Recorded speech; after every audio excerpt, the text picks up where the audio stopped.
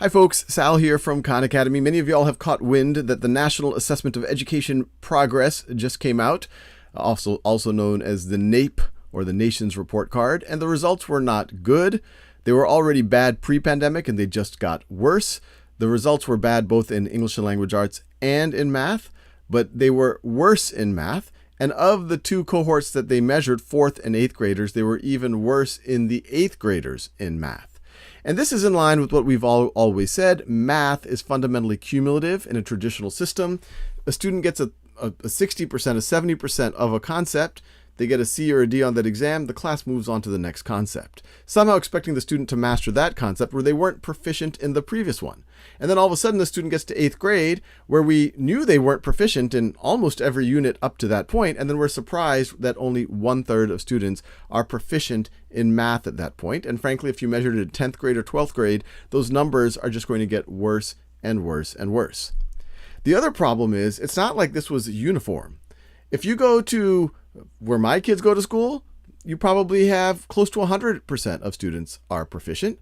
But on the other hand, if you go to Detroit, if you look at the data, pre-pandemic, 6% of students were proficient.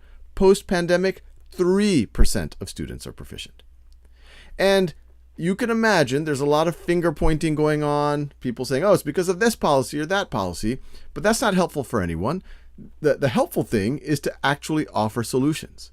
And just last month, we released a very rigorous peer-reviewed study, and we've had over 50 studies on Khan Academy. It's the most studied platform out there, that showed if students during the pandemic put in just 30 to 60 minutes a week in Khan Academy, that over the course of the school year, those students not only didn't see the declines that I just described, they accelerated by almost 40% versus pre-pandemic national norms.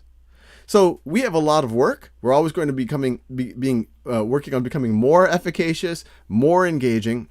But the name of the game now is how do we just get this word out in front of more students, more teachers, more parents.